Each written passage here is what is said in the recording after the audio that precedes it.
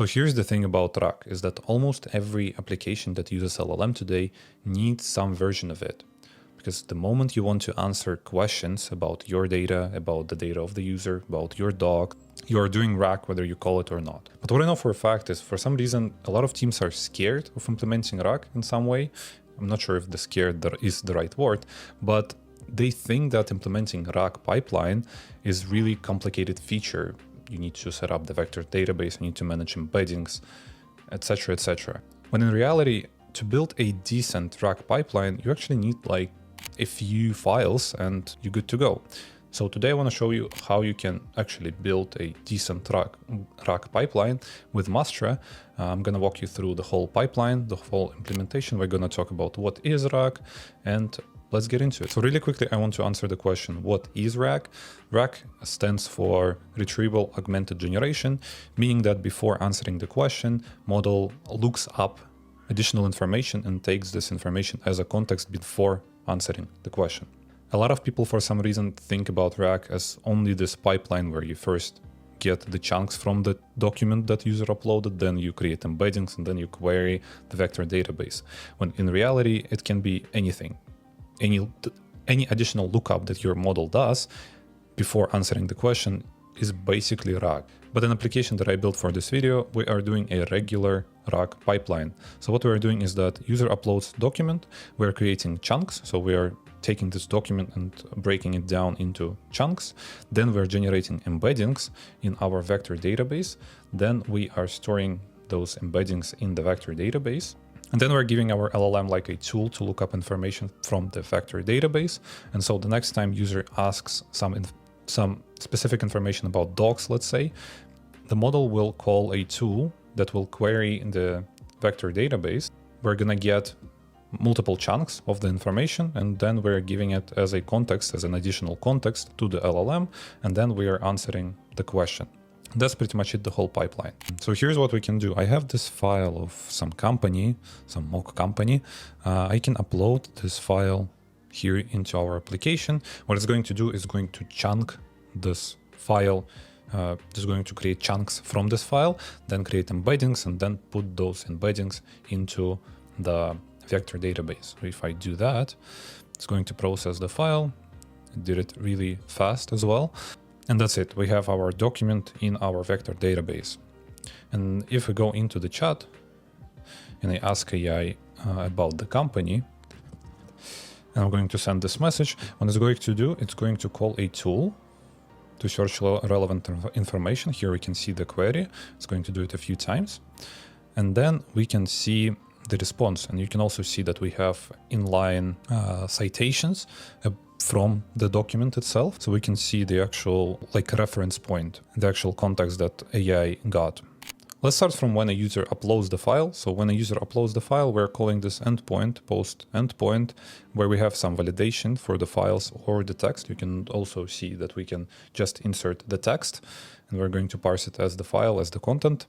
So what we're doing here is that we have here two like variables, text and format. So the text of the document and the format of the document. And if we have a file, then we're just doing file.text, which just transforms the file into the text. For the PDF though, it's a bit more complicated, because within PDFs you can have like charts, you can have images and stuff like this. And in a real production application, you cannot just transform the PDF into the text, because you will lose a lot of information. But if you want to have maximum precision when extracting information from PDF, you would need to use some kind of service that is going to help you. One of those services, I believe, Llama Parse. I've used them a couple of times. What it does is just when you upload the document, they have like an LLM under the hood that is going to look at like an image, I believe, of the PDF and extract it into the markdown. So it understands the charts and it's going to extract those charts into like, I believe, like tables and stuff. So it's going to transform the data from the PDF into the markdown so your LLM understands it. And Llama Parse is only one example. I believe Amazon also have similar thing. Yeah, there are probably a lot of different services for that, even on AWS Marketplace or other services. But for this demo, we're just extracting the text from PDF and putting it into the text variable here. After we have our text and we have our format, we are calling this function called ingest_document. What we're doing in this function is that we're retrieving all our parameters. We are calling this function called mDocument, which comes from Mastra rack. And then depending on the format, we're calling two different functions. So if the format is Markdown, then we're calling from Markdown, which makes it, like, I believe, preserve or better understand the Markdown format. And for the text, we're just calling from text. And then what we're doing is that we are creating chunks. So we are calling doc.chunk. And inside of this chunk function, we're specifying some of the parameters. For example, strategy is how do we want to chunk this document. In my case, I specified recursive, which means that we need to specify separators. And so that's how we are going to break down the content. So we are looking at so we're going to break down the content based on the new lines, double new line, and then the empty space. There are also multiple different strategies. So for example, you can do it based on the character, also like for the JSON, for the HTML, which will break down the JSON file without breaking the structure of the JSON. So if you want to parse the JSON, it's going to preserve all the like brackets and don't make the like invalid syntax from the JSON, which is also super cool. The same goes for like latex. It's going to preserve the format of the latex, for the markdown as well, semantic markdown, sentence. Then we're specifying the maximum size of the chunk, how many characters our chunk can have. And then the overlap. What overlap is that we are just taking characters from the next chunk and putting those characters into our like current chunk. This is necessary to not lose some context in between the chunks. So here, as an example, here we have one chunk. Mastra stores document by splitting them into chunks. And the second chunk is embedding are generating for each chunk and saved in the vector database. With overlap, what we're doing is that you can see that we're copying the content from the next chunk into the previous one, just to not lose the context of the retrieval. Then we got our chunks, which are basically just an array of text. And then we need to turn them into embeddings. And embeddings is going to be like an array of numbers that we're going to put in our database, our vector database. What we're doing here is that we are calling embed many from AI SDK. We're providing the model, and we are providing the model, which is OpenAI text embedding 3 small. And in values here, we're just passing an array of text. After we got our array of vectors, here what we're doing is that we're calling our local document vector database and inserting our embeddings into it. We're passing here the index name, which is just a constant, documents. Then we're passing our newly created embeddings. And then we have here metadata. So the thing is that you will notice that we're storing the text of the chunk, right? But in reality, in a real application, you wouldn't do that. In real like production application, you would store here like a chunk ID and retrieve the text for this specific chunk later when you need to. Because now we have only our embeddings. Embeddings are just an array of numbers, remember. So we cannot in any way associate the text that was in the chunk with the number. So that's what we are doing here. We're just storing additionally the text of the chunk in the metadata so that we can associate the number in the vector database with the text. But in real application, you will store here like a chunk ID and then retrieve it separately. Now let's look at the agent part and how our agent calls the vector database to retrieve information. And as I said, we're using Mastra here, and Mastra is TypeScript AI orchestration framework that helps you build agent, workflows, handle RAG for you, and things like that. So here we're defining the Mastra instance. We're specifying in vectors object, we're specifying our local vector document vector, and then we're specifying our RAG agent. So here we've defined our agent. If we go into our agent, and inside of our agent, we have very simple instructions to answer questions using local knowledge base, to always ground the answer in retrieved context. And we're also specifying to the model to add those citation brackets like 1, 2, so that on the front end, and I'm going to show you how it works, so that on the front end, we then can parse it, look at the text, see those brackets and numbers, and then parse it and insert our own like inline citations. And then we're specifying tools. And in our case, we have only one tool, search knowledge base tool. If we go into this tool, so we're calling create tool function, we're specifying the ID of the tool, the description. So this description is very important for the LLM to understand what this tool is for. Then we're specifying the input schema with the thought. In this input schema, we're specifying query text, so the text that LLM is going to use to query our vector database.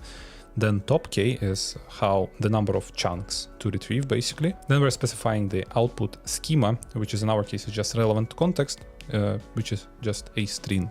Then what we're doing here is that we're calling the function called embed.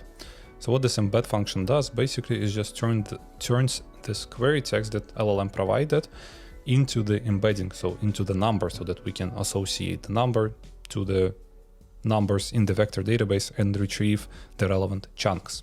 And then again, we're calling out our local document vector with the query function, specifying the index name, where do we want to search, and the query vector, and then specifying the top K. And after we got our results, we are just going through the results, getting our metadata. Remember, in our metadata, we had the source and the text, which is associated to the vector value. And we're just taking the text, taking the source, and returning it as an array here, as an object here. So we have an array of citations. And this object has the title, the source where this information came from, the quote, which is the text of the chunk, and the score, the relevancy score, how relevant this information is to the query. And then we're just parsing those citations for the AI, like we are turning those citations into the string to give it back to AI. And we are also calling the context writer, which allows us to get those citations to the front end, so that then we can parse the answer and put those citations into the response. And that's pretty much it for this tool. Let me show you how the front end works. So how do we connect our agent to the front end is that we have our useChat hook. We're specifying the route. If we look at the route, it's super simple. We're just a regular Next.js route where we're calling handle chat stream. We're passing the Mastra instance. We're passing the agent ID, the agent that we want to call. We're specifying parameters, and that's pretty much it. We have here our stream, and we're passing and we're returning the create UI message stream response with our stream. And this allows us to use AI SDK useChat hook. So here we are receiving our messages. If we look at, so we're rendering our messages and our input. If we look at the chat messages, we are here rendering the message bubble. If we look at the message bubble, and here we have our citation. So what we're doing here is going through the message parts, validating the parts, making sure that our citation has all the necessary like information, title, number, title, source, etc. And then we're just returning the values, an array of our citations. And to better see how the citations work, I decided just to ask AI with the visual example. So here's an example assistant text. So AI generates like document are chunked before embedding and puts those numbers. Then we have a function that goes and finds those markers. And then what we're doing is that we're converting them into a markdown link. So we're specifying like citation 1, 2, 3. Based on that, we are replacing them. And then in our markdown parser, what we're doing is that we are looking at the link. If we see that this link is a citation link, then we are just rendering the citation marker. So implementing RAG isn't that hard, and I hope with this video I demonstrated that. So if you found this helpful, leave a like, leave a comment. I'm going to leave this repository link to this repository in the description as well. And I'll see you in the next one.